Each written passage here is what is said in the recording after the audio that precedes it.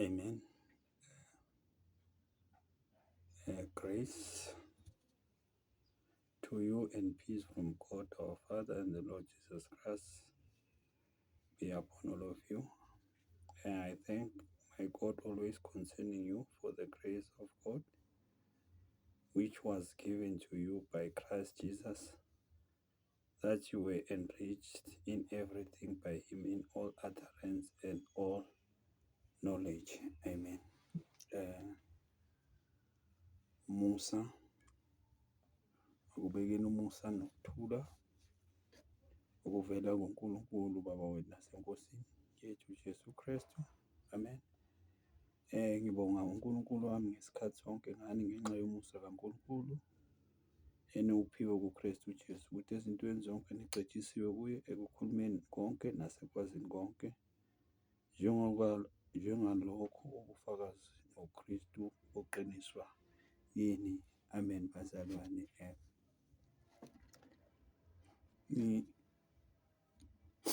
ngena nje endabeni sisuka isihloko sendaba yethu la sithi a warning against false female prophets. Amen. Isihloko ke sendaba namhlanje ke sithi ukuxwayiswa ngabaprofetikazi bamanga, okusho ukuthi omame abazibiza abafundisi, abafundi ngobhishobhi bamanga. Amen. Ngingaze-ke ngimoshe isikhathi sichubeke. Kunezindawo engifuna ukudlula kuzo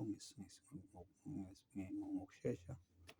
There's something I need to get through regarding this warning from God against false female prophets. Amen. And let's go right away to Acts, the book of Acts, chapter 2. Sorry about the flu. Chapter 2, verse 21. Acts chapter 2, verse 21. About female prophets, if they do exist or not, so that we are not seen as women bashers. I mean, verse 17, it's Acts chapter 2, verse 17, it reads as follows. And it shall come to pass in the last days, says God, that I will pour out my spirit on all flesh. Your sons and your daughters shall prophesy. Your young men shall see vision, your old men shall dream dreams. Verse 18, and on my men servants and on my maid servants I will pour out my spirit in those days, and they shall prophesy. This is Peter's preaching in Acts chapter 2, quoting what God prophesies in the book of Joel chapter 2, verse 28. So let's go quick to verse asifunde ngesiZulu. Acts chapter 2, Acts chapter 2, verse 17. Mjumayelo kaPetro, verse 17 ithi kuyakuthi ezinsukwini zokuphela kusho uNkulunkulu, uyakuthulula umoya wami phezu kwayo yonke inyama, amadodana enu namadodakazi enu ayakuprofetha, izinsizwa zenu zibona imibono, abadala benu baphupha amaphupho. 18, yebo naphezu kwezinceku zami nezincekukazi zami ngiyakuthulula umoya wami ngaleyo mihla ziyakuprofetha. Okusho ukuthi-ke icebo-ke likaNkulunkulu akekho umuntu ongalazi, ngoba naku la uyasho uNkulunkulu ukuthi uyothulula umoya phezu kwayo yonke inyama, nawo amadodakazi ayoprofetha. Amen. Manje-ke kufanele sibuke-ke ukuthi-ke i-conduct, ukuziphatha kwabaprofetikazi abangesibo abamanga kukuphi. Now let's see the conduct of what caused a prophetess, to be a true prophetess of God, because there are command how she should dress, how she should behave. Now let's go right to the book of, let's start from Exodus chapter 20, verse 26. Exodus 20, verse 26. Exodus 20, verse 26.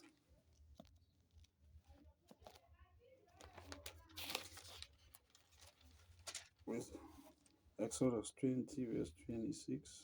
The law of the altar. Verse 26.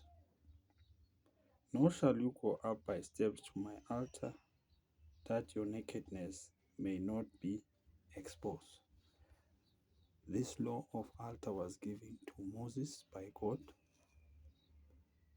to the male who will go to the altar and offer sacrifices. But there were dress code there. How should she wear? Now it says, nor shall you go up by my steps to my altar, that your nakedness might not be exposed. Remember now, this nowadays they call people to the altar women a prophetess, false prophetess, who say that people must come to altar. But they are wearing short skirts, they are wearing trousers. They don't fit. Really, they don't fit the conduct of being a prophetess. Amen. This is Zulu. Exodus 20, verse 26. Umyalo kaNkulunkulu uthi-ke kuverse 26, umthetho we-altare, awikukhwela e-altare lami ngezikhwelo, funa kwambulwe ubunqunu bakho. Ngamanye amagama, uma uyi-altare akufuneki ukuthi kubonakale inyama yomuntu. Bekuwumyalelo lo uNkulunkulu awunika uMose ngabapristi ababayoya e-altare bayenze umsebenzi kaNkulunkulu banikele. Amadoda-ke lawo, kodwa abengevunyelwe ukuthi kubonakale inyama, kuze kuthiwe bazothungelwa ingubo ezide, bathungelwe namabhuluku angaphansi. Kangakanani-ke umuntu wesimame nama-miniskirts namabhruku babizela abantu e-altare, bathi babakhulekela abazalwane.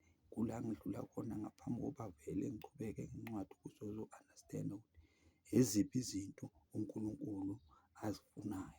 Uma bekhona njengoba uNkulunkulu asho ukuthi uyothulula umoya wakhe phezu kwenyama yonke iprofetha, amadodakazi nawo ayoprofetha. Kufuneka-ke afide le profile. Amen. Incwadi-ke elandelayo, Deuteronomy 22. Deuteronomy 22.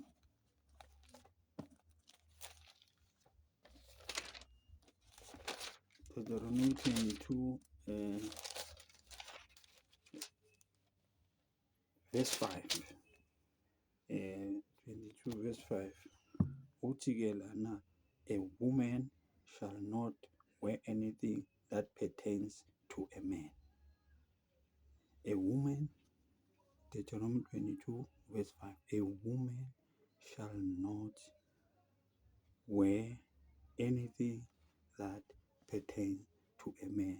Kusho if he is a true woman prophetess, then she should not wear any trouser. IsiZulu bazalwane, Deuteronomy 22 verse 5. Owesifazane makangagqoki okwendoda. Amen. Owesifazane makangagqoki okwendoda. Uma-ke engumprofetikazi kufanele ukuthi akumamele lokhu okushiwo umbhalo, kungumthetho kaNkulunkulu. Amen bazalwane, ngicole nje ngeflu ngiphethe. Amen. Asiyeni-ke kwenye incwadi, 1 Corinthians chapter 11. 1 Corinthians chapter 11, ngesiZulu, verse 1 and 3. Isambatho sowesifazane enkonzweni.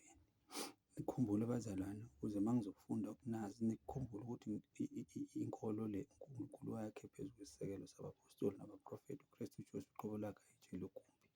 Manje izwane-ke amazwi kampostoli, First Corinthians chapter 11 verse 1, uthi-ke umpostoli, yibani ngabalingisi bami njengokuba nami ngilingisa uKristu. Verse 3,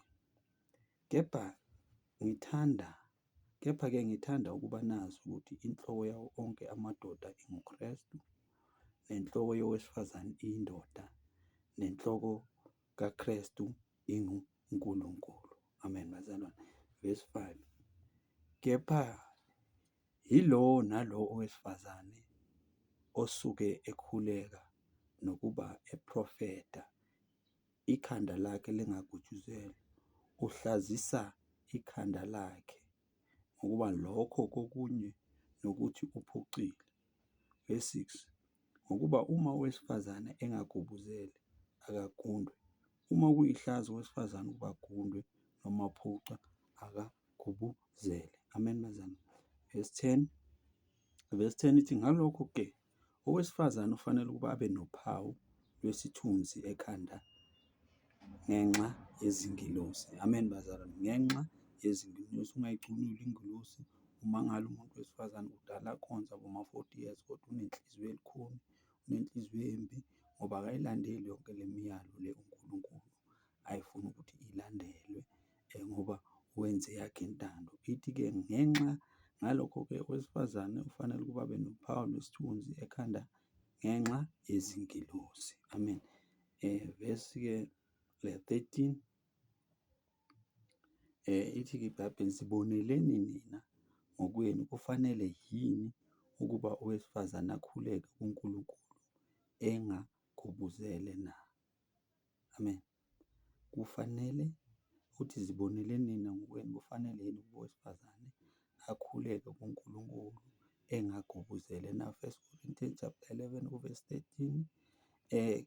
Kepha-ke verse 16, kepha uma umuntu efuna ukuphika inkani, asinawo umkhuba onjalo thina namabandla kaNkulunkulu kawanayo. Uma umuntu engayifuni le nto akayifuni, kodwa-ke angazibizi ngomprofethikazi kaNkulunkulu okanye weNkosi yethu uJesu Kristu, ngoba akayilandeli imigomo nemiyalo nomthetho kaNkulunkulu. Okokuqala, umthetho we-althari awuvumi ukuthi umuntu owesifazane agqoke ibhruku. Umthetho we-althari awuvumi owesifazane ukuthi agqoke isiketi esifashane ngoba umyalelo lo wawunikwa amadoda. Uma-ke bathi babizwe uNkulunkulu, kufanele balandele umyalo kaNkulunkulu, bangalihlazisi igama likaNkulunkulu neNkosi yethu uJesu Kristu. Sifunde-ke ngesiNgisi ngoba ngizofunda nje kule Bhayibheli la ngoba li-fast. First Corinthians chapter 11 English. First Corinthians chapter 11 verse 1, verse 1 and 2, verse 1 and 3. Uthi Paul-ke, this is First Corinthians chapter 11 in English, verse 1. Paul say, imitate me, then just as I imitate Christ. Because we are being built on the foundation of the apostle, we must imitate them. As you heard how I greet, that's the greeting that Jesus said when he appeared after his resurrection from death. He said, grace, peace be with you. Amen. And now, verse 3. But I want you to understand that Christ is supreme over every man. The husband is supreme over his wife, and God is supreme over Christ. Amen. Verse 5. And any woman who prays or proclaims God's message or prophesy in public worship with nothing on her head disgraces her husband. There is no difference between her and a woman whose head has been shaved. Verse 6. If the woman does not cover her head, she might as well cut her hair. And since it is a shameful thing for a woman to shave her head or cut her hair, she should cover her head. Now, do you understand this? If the so-called women prophets who say they prophesy,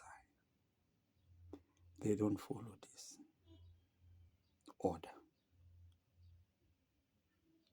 they are not God called.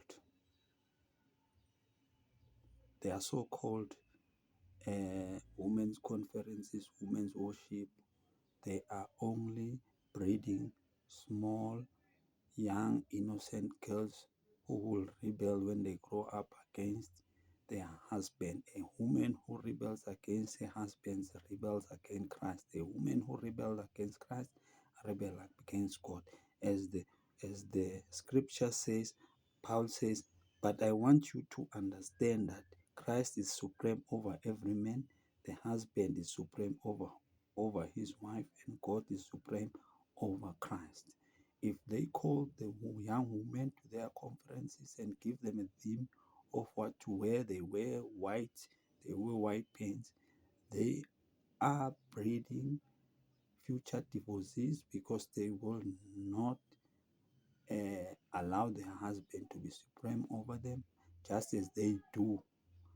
Always people follow their teachers. They are so-called women prophetess. They don't follow the Bible as God called, because God wants us to do wants us to follow His orders through the apostle and Jesus Christ Himself. If they don't do that, they are breeding a very bad young female, innocent female, future wives to rebel against Christ, against God, because if they rebel against their husband, they are rebelling against God Himself. So, Pastor Paul here, he says, and any woman who prays or proclaims God's message in public worship with nothing on her head disgraces her husband. I don't see any husband who call him a pastor. He's afraid of his wife. He can't tell his wife a proper way to dress. That's not God called it. They are working for a devil somewhere. Uh, uh, and any woman who prays or proclaims God's message in public worship with nothing on her head disgraces her husband. There is no difference between her and a woman whose head has been shaved. If the woman does not cover her head, she might as well cut her hair. And since it is a shameful thing for a woman to shave her hair or cut her hair, she should cover her head. Verse 10. On account of the angels, then a woman should have a covering over her head to show that she is under her husband's authority. This is not a man's law. This is God's law. If God assigned an angel on you as a woman prophetess, but you don't qualify, you don't submit to the God's law, that angel will leave you. You will never get any help. So, on account of the angel, then a woman should have a covering over her head to show that she is under her husband's authority. Verse 13.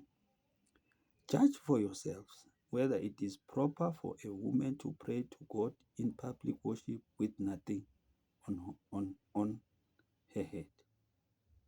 I read again. Judge for yourself whether it is proper for a woman to pray to God in public worship with nothing on her head, yet she claims she represents God. How many? They are even everywhere on televisions, but they don't respect God. So this is a warning against false female prophetess. Amen. Let's go to the next book because I've started in Zulu. The next book is uh, same Corinthians chapter 14, verse same Corinthians chapter 14, verse 33. Verse 33. Because, verse 33, because God does not want us to be in disorder, but in harmony and peace. If those who wants to argue, let them argue. But it's not how things are run in churches of God.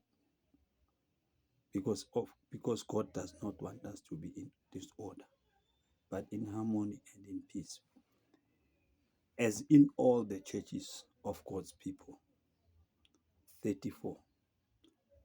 The women should keep quiet in the meetings. They are not allowed to speak, as the Jewish law says. They must not be in charge. That's the same Paul, 1 Corinthians chapter 14, verse 33, verse 34. The women should keep quiet in the meetings. They are not allowed to speak, as the Jewish law says. They must not be in charge. If they want to find out about something, they should ask their husbands at home. It is a disgraceful thing for a woman to speak in church, especially if she doesn't follow God's order, his order of worship. If God say a woman should cover her head, she should cover her head. But they like to argue. That is why you see so many women with big ministries wearing pants, wearing nothing on her head. She died not covered. So they are not at all representing God, even Jesus Christ. In Sizulu and in Zulu, 1 Corinthians 14,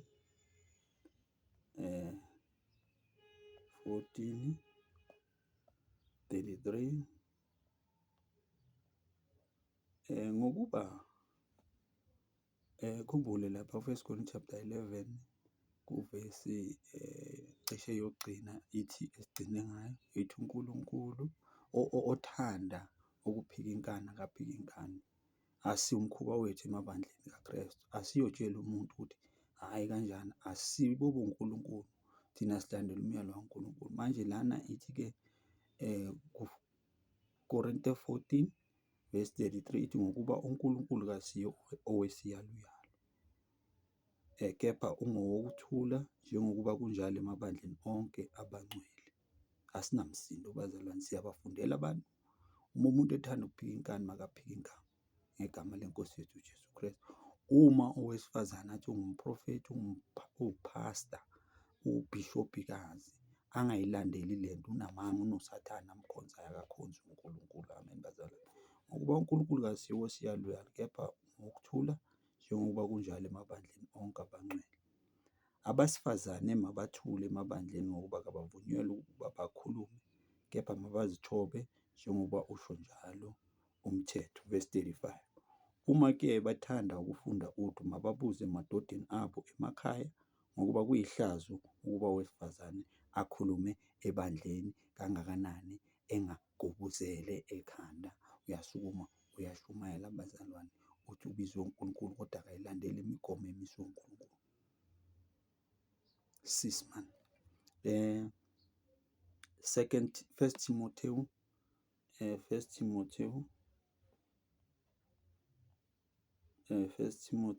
chapter 2. 1 Timothy chapter 2 verse 9. I'll just read and see his card with this is on his happy, but I will just read. 1 Timothy chapter 2 verse 9. I also want the women to be modest and sensible about their clothes and to dress properly. Not with fancy hairstyles or with gold ornaments or pearls or expensive dresses, but with good deeds, as is proper for women who claim to be religious. They must dress properly with good deeds, as is proper for women who claim to be religious, who claim to be ambassadors of Christ, they should dress properly, but not today. Out of 100 ministries I have seen, not even one woman is dressed properly.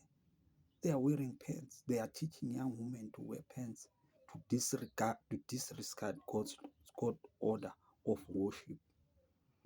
Verse 11, women should learn in silence and all humility. Verse 12, I do not allow them to teach or to have authority over men.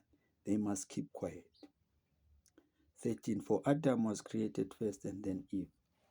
And it was not Adam who was deceived. It was the woman who was deceived and broke God's law as they do today. These women who claim to be prophetess, they are breaking God's law. They are argumentative. They like to argue. Amen. IsiZulu.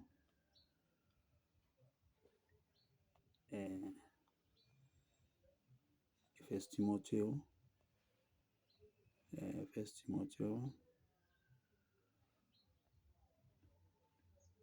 chapter 2, verse 9. Maqondana nabesifazane ebandleni. Verse 9, ngokunjalo nabesifazane mabagqoke izingubo ezifaneleyo, bazihlobise ngokuhlonipha nokuqonda, kungabi ngezinwele ezalukiweyo, nangegolide nangamapharela, nangezambatho ezinemali eningi, kepha njengokufanele abesifazane abashoyo ukuthi besaba uNkulunkulu bahlobe ngemisebenzi emihle. Uma usaba uNkulunkulu mzalwane, hloma ngemisebenzi emihle. Abosimama abafundisayo namhlanje ngey'keti ey'fishane ezingenqi amadolo, nama-fancy hairstyle, iy'nwele zamahhashi, abafuni ukugubuzela, ama-make-up bazalwane, balimaza abesifazane abancane abasakhula, babaqinisa ekuy'phatheni kabi, ekudeleleni uNkulunkulu. Amen, bazalwane. So-ke ozwayo uNkulunkulu makahlonishwe uNkulunkulu. Uma uthi ukhonza uNkulunkulu mhloniphe, zamela kona ukhamelele ekwenzeni okuyintando kaNkulunkulu, ungafuni ukwenza intando yakho. Amen. Kepha njengokufanele abesifazane abashoyo ukuthi besaba uNkulunkulu bahlobe ngemisebenzi emihle. Verse 11, owesifazane makafunde ukuthula nokuthobeka konke. Verse 12, kepha angimvumeli owesifazane ukuba afundise nokuba abuse phezu kwendoda, kodwa makazithulele. Verse 13, ngokuba u-Adamu wabunjwa kuqala, emva kwalokhu u-Eve. Futhi u-Adamu kakhohliswanga, kepha owesifazane wathi ekhohlisiwe waphambuka. Njengoba-ke abesifazane bakhohliseka, bakhohlisa abanye, abazibiza ngo-pastors, abamhloniphi uNkulunkulu, abanawo uphawu lwezingilosi. Never mind ungayihloniphi indoda yakho, ngoba iBhayibheli lithi owesifazane kufanele agubuzele, kube yiphawu lezingilosi, ukuthi noma owesifazane ekhuleka kuNkulunkulu, ingilosi izomamulela, imsize, imthole ukuthi ugqoke ngendlela efaneleyo, asizakale. Yingakho bazalwane, uma nibona abesifazane abomama abadala abagqoka isambatho, abazibiza ukuthi bamakholwa, baney'nhliziyo ezimbi, nalaba abangazi isambatho ngoba abalaleli umyalelo kaNkulunkulu, abayitholi le comfort evela kuNkulunkulu ngey'ngilosi, ngenxa nje yokungay'phathi kahle nangenkani bazalwane. And baqhitha amabandla labo bomama ngoba abalunganga, abafundisi iqiniso, abagqoki iqiniso. Inkambo ayihambisani nje nenkambo yokuthi bangabaprofethi, baprofethikazi. Amen, bazalwane. Bayamphoqa uNkulunkulu, abayiphathi ngendlela efanele. Nixole bazalwane. Amen, egameni leNkosi uJesu. Lethi ngifunde futhi, owesifazane makafunde ukuthula nokuthobeka konke, kepha ngimvumela owesifazane ukuba afundise nokuba abuse phezu kwendoda, kodwa makazithulele njengoba asho uphawu. Uthi inhloko yawo onke amadoda inguKristu, nenhloko yowesifazane iyindoda. Owesifazane akufanele ebandleni likaNkulunkulu abuse. phezu kwendoda. Amen. Asichubekeni-ke bazalwane in English.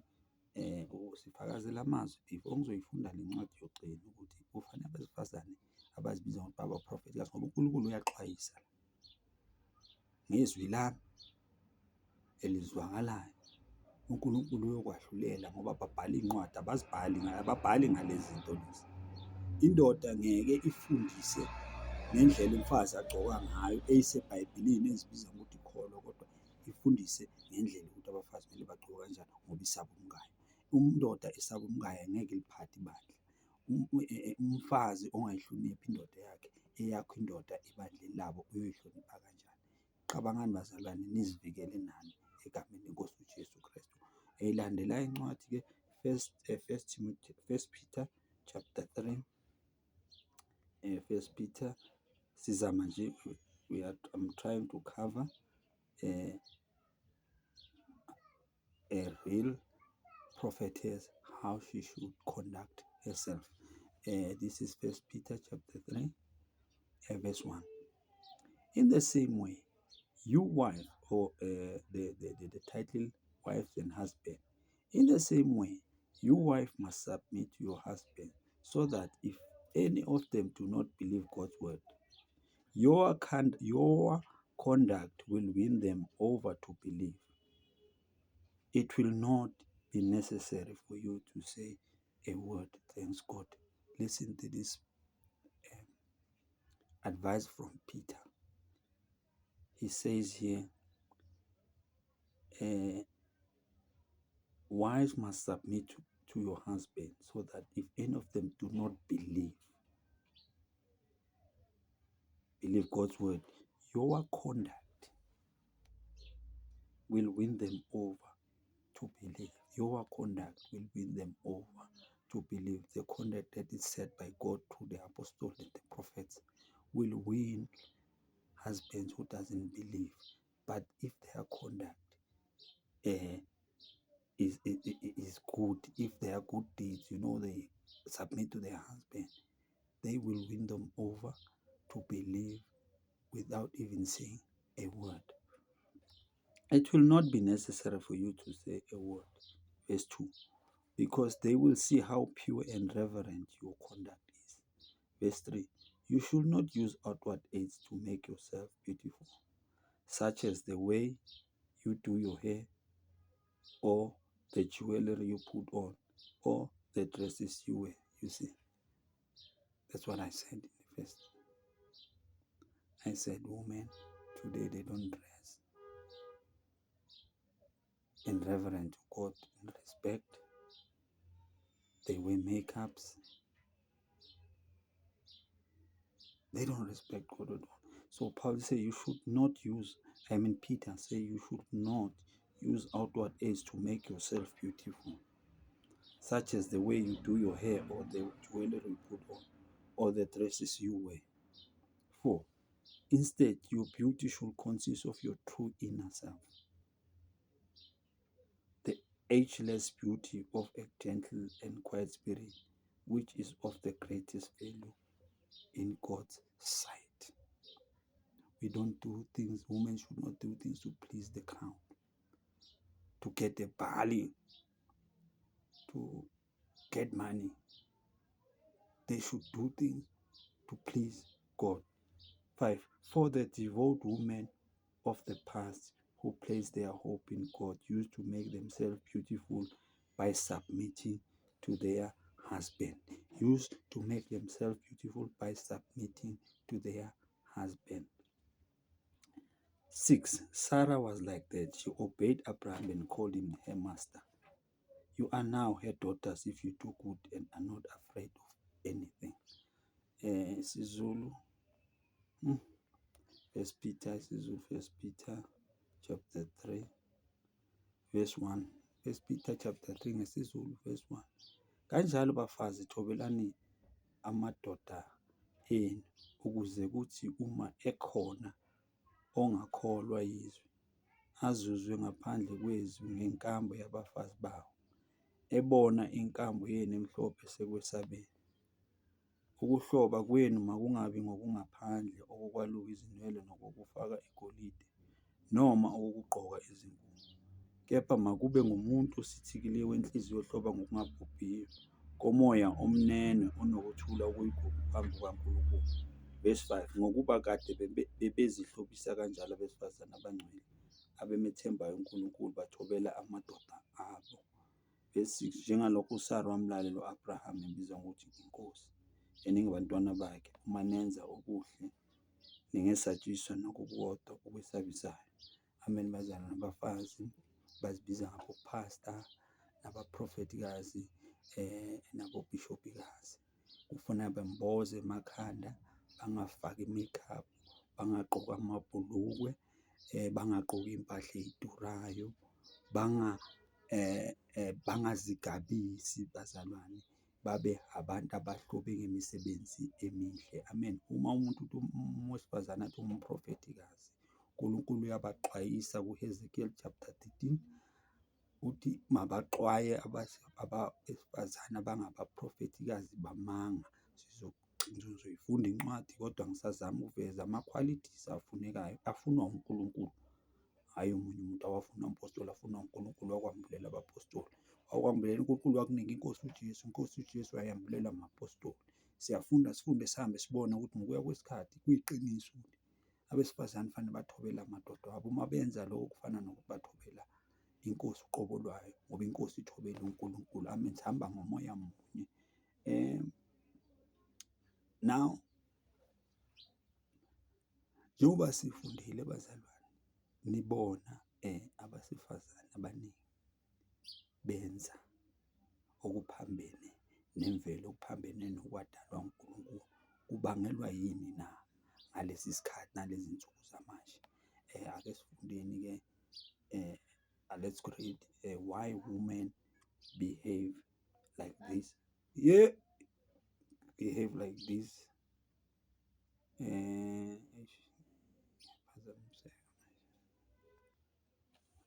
Sorry about that.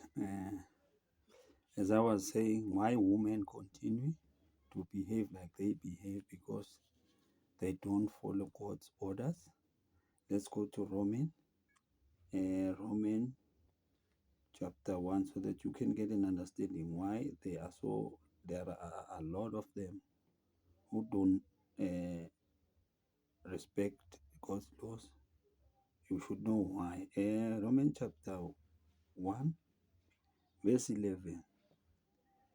Now let me read here from 24, verse 24.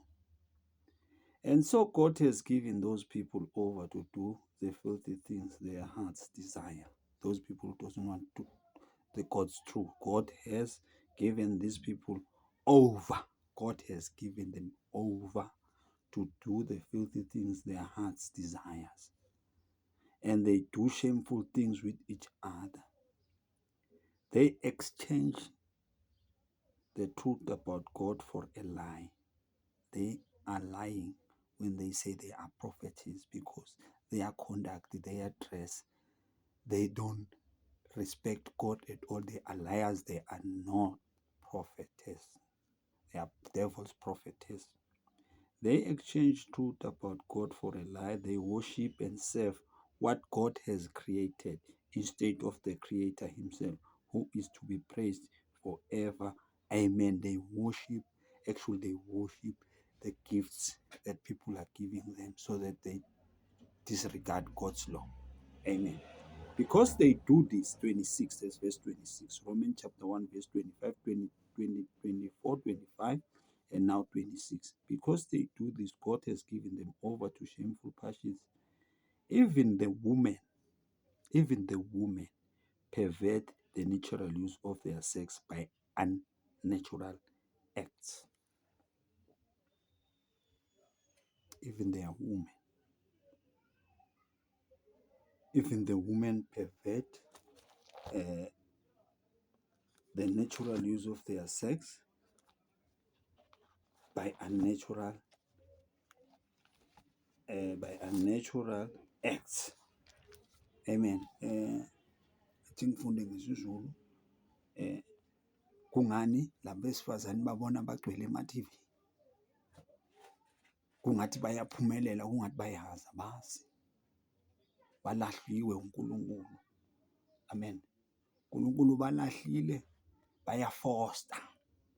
Hhayi igama eli-right esilikhulumayo, bayafosta, bazenza abaprofetikazi bakaNkulunkulu, banamanga. Balahliwe ngoba abawufuni umthetho kaNkulunkulu.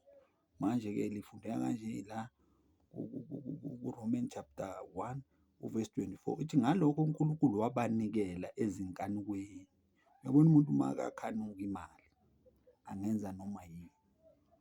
Uyamlahla noNkulunkulu, amshiye uNkulunkulu, noNkulunkulu uyamlahla amnikele kuloko kuheheka kwakhe. Ithi-ke ngalokho uNkulunkulu wabanikela ezinkanukweni zezinhliziyo zabo kukho ukungcola, bahlazisane imizimba yabo, baguqule iqiniso likaNkulunkulu balenza amanga, bahlonipha, bakhonza okudaliwe kunomdali ongobongekayo kuze kube phakade. Amen. 26. Ngenxa yalokho uNkulunkulu wabanikela ekuhuhukeni okuyihlazo ngokuba abesifazane babo baguqula ukwenza kwemvelo waba nokuphambene nemvelo. uNkulunkulu angeke ambuke owesifazane othi ubiza igama lakhe egqoke ibhruku noma angaba duma kangakanani. Lithi uthi uJesu menza umfanekiso wesicebi noLazarusi. Uma isicebi sise-Hayidesi sicela lokhu nalokhu, uJesu uthi wena walifumana udumo emhlabeni, uLazarus wayelahliwe. Bazalwane, abesifazane bayiphatha kahle, baluthola udumo kuNkulunkulu. Laba badunyiswa umuntu balahliwe bayozithola base-Hayidesi nabo egameni leNkosi uJesu Kristu. Abaprofetikazi bamanga abangamhloniphi uNkulunkulu. Amen bazalwane. In English sisachubeka la yazi kunento bazalwane esifuna ukuthi abazalwane niyazi ukuthi uNkulunkulu uyahlonishwa. Amen bazalwane. Uthi uPawulu okulokugcina bazalwane, konke okuyiqiniso, konke okuhloniphekayo, konke okulungileyo, konke okumhlophe, konke okuthandekayo, konke okutusekayo noma kukhona okuhle noma kukhona okubongekayo, zindlani ngalokho. Amen.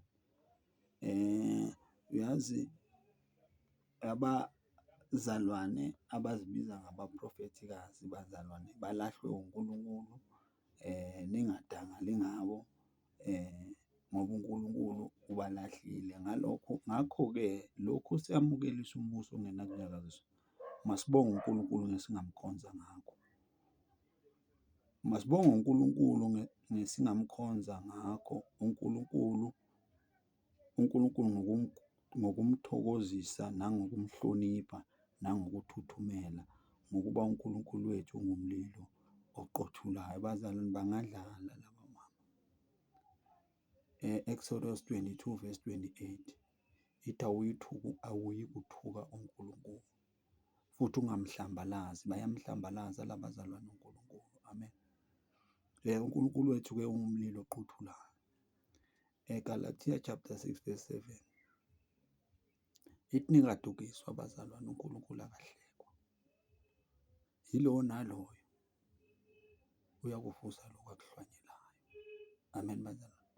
Bayadlala nibabone bajayiva namadoda abo, babiza ama-conference, batshala kulaba besifazane abamsulwa abanganaqala, batshala inkani ukuthi bamelane noNkulunkulu. Babe ngamadivozi in future ngoba umuntu omelana nendoda yakhe ongayihloniphi indoda umelana noKrestu. Babiza ama-conference, babanike i-theme yokugcoka, kugcokwa amabhruku ukuthi bakwenzele uNkulunkulu. Bazalwane banamanga kodwa bazokuvuna lokho abakuhlwanyelayo. Abanye bayakuvuna ngisho nanamhlanje. Amen. Now let's go to the book le esicale ngayo-ke uHezekiel chapter 13. Sengizoceda Ezekiel 13 kuvesi 17. uNkulunkulu-ke lo bazalwane uxwayisa-ke ngale nto esengiyifundile bazalwane bangabe uzwile. Ngifundisile ukuthi owesifazane iy'ncwadi zikhona kungcono ngoba nawe ubuke ku-YouTube uyakhona ukurivesa ulizwe ivesi incwadi njengoba ngikunikile.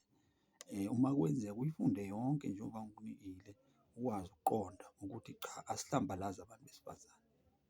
Kodwa abantu besifazane ngoba mina ngikhulele la esintwini, amadoda ayalisabi isondo. Kodwa uma besifazane bathe babizwe uNkulunkulu ukuthi vele bangahlali bangakhonzi ngoba nawo amadoda awekho. Kodwa fanele they must dress the part, they must act the part, i-conduct yakhe must be the part. Ingabi i-conduct engamhloniphi uNkulunkulu bazalwane. All women who are said are called by God, they must dress the part, they must walk the part. They must be themselves, must be testimony that they are God called.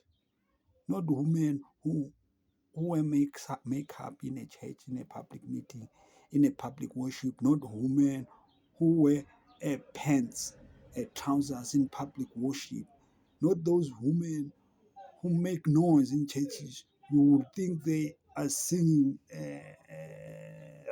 rock and roll. Whilst they preach, you don't hear what they say. They don't represent God in the name of God. Let me read ngesizulu. uNkulunkulu uyaxwayisa uthi-ke uNkulunkulu kuHezekiah chapter 13, wena ndodana yomuntu ubhekisa ubuso bakho kuwo amadodakazi abantu bakho aprofetha okwenhliziyo yayo, uprofethe ngawo, aprofetha okuphuma enhliziyweni yayo. Abaprofethi iy'profethi zakaNkuntshulu njengoba ngishilo previously.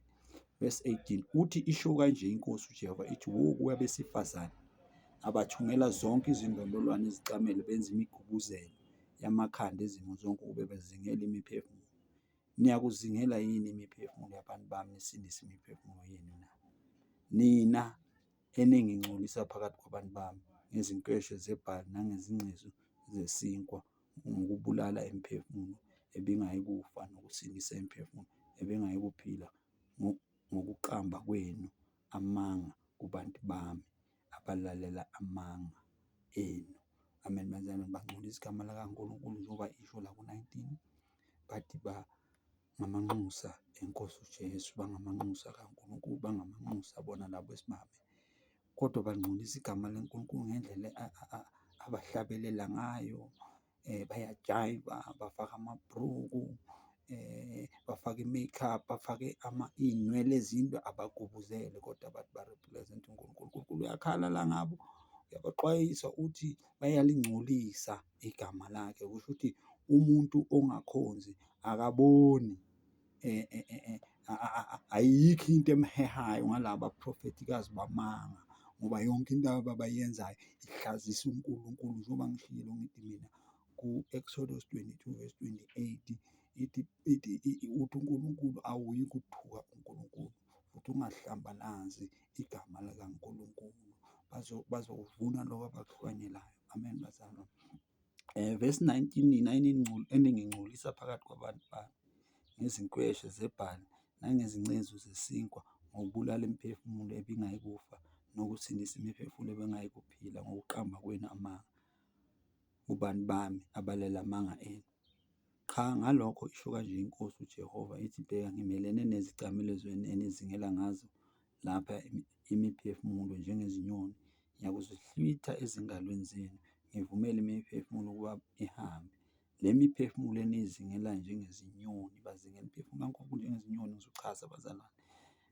Ngiyakuklebhula nemigubuzelo yenu, ngibophule abantu bami esandleni senu, bangabe basababikho esandleni senu ukuba bazingelwe. Nazi ukuthi nginguJehova. Verse 22 ngokuba nidabukisile inhliziyo olungileyo ngamanga engingamdabukisanga mina, naqinisa izandla zababa ukuba bangabuyi endleleni yabo embi basindiswe.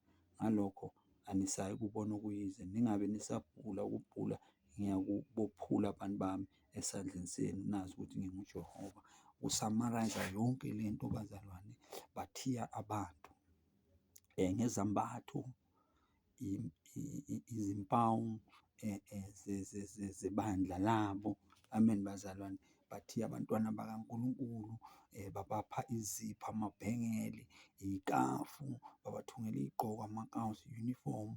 Ithi iBhayibheli uNkulunkulu uyababona abaphezulu, bayazithakatha lezi zinto ukuze abantu babambeke ngazo, baba-identify-we ngazo ukuthi uNkulunkulu-ke uzoziklebhula zonke lezo zinto egameni leNkosi uJesu. Nawe uma ngabe uyangizwa ingakakubambi le mithi yabo, shisa le mpahla uzikhiphe endlini yakho egameni leNkosi uJesu. Uzokwazi ukukhululeka mzalwane. Awukwazi ukuthi ugqoke iphawu lomuntu. Iphawu lukaNkulunkulu inkambo yakho, indlela ohamba ngayo phambi kobuso bukaNkulunkulu mzalwane. Amen. Ithi ngifunde njenge-English sizokwazi ukuthi ngibone nesikhathi ngoba isikhathi sami sesihambile. Ezekiel chapter 13 verse 17. English, I've read this before on my previous teaching. Ihambelana nalena-ke, the prophecy against false female prophets. The Lord said, now mortal man, look at the woman among your people who make up predictions. Denounce them. Verse 18. And tell them what the sovereign Lord is saying to them. You women are doomed, which means you women are cursed. You sew magic wristbands for everyone and make magic scarf for everyone to wear on their heads so that they can have power over other people's life. They sew these things, magic scarf, to wear over their heads so that they can have power. So there's something on the scarf that they sew. You want to possess the power of life and death over my people to use it for your own benefit. They are using it for their own benefit so that people can do their will, not the will of God. As they are not doing the will of God, they are doing to the people who follow them. 19, you dishonor me in front of my people in order to get a few handful of barley and few pieces of bread. You dishonor people. You dishonor God. He says, God says here, you dishonor me in front of my people. They stand with pants and makeup and uncovered hair and pretend to prophesy on behalf of God or Jesus Christ. God says you are dishonoring me because your conduct, you do not, is not fitting.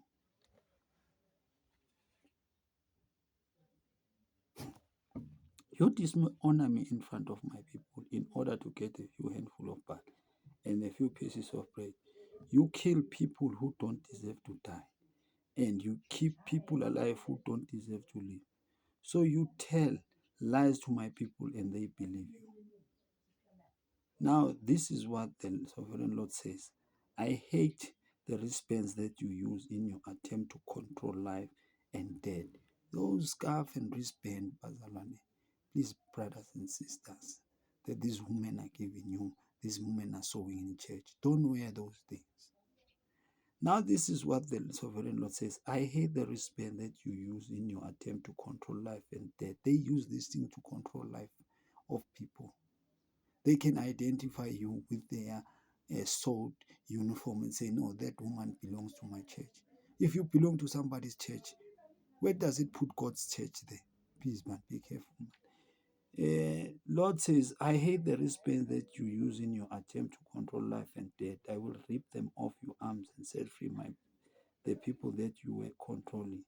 I will rip off your scarves and let my people escape from your power once and for all. Thank you, God.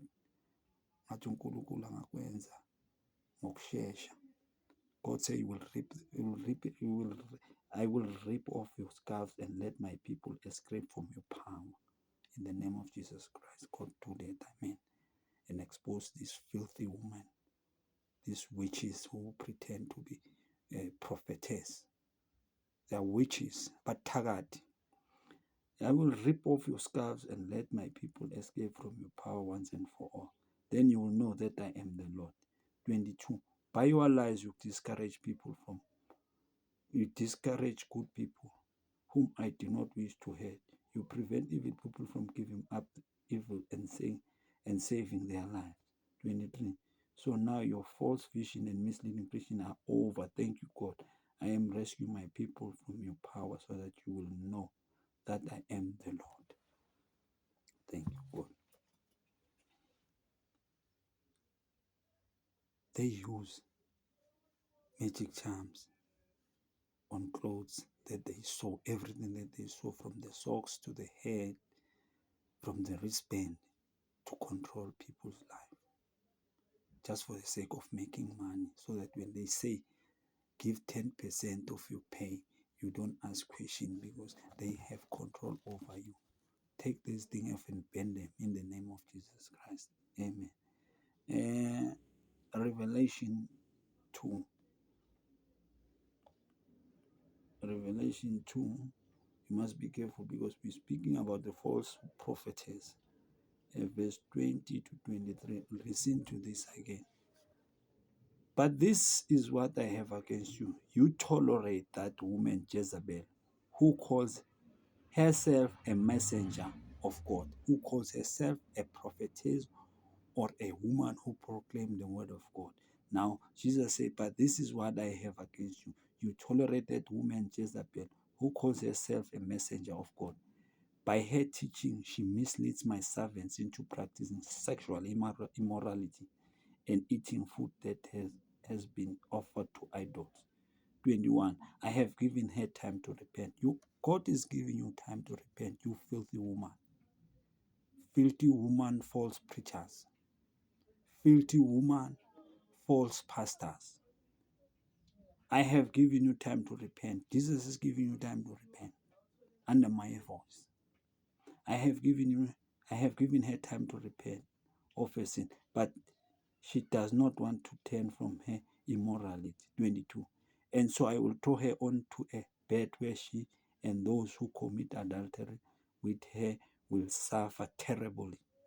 I will do this now unless they repent of the wicked things they did with her.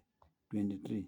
I will also kill her followers, and then all the churches will know that I am the one who knows everything, who knows everyone's thought and wishes. I will repay each of you according to what you have done. In other translation, if you don't repent, I will kill your own children. You filthy false woman, prophetess. Amen. Luke 18. Let me read it in Zulu. This is Zulu. Sambolo 2.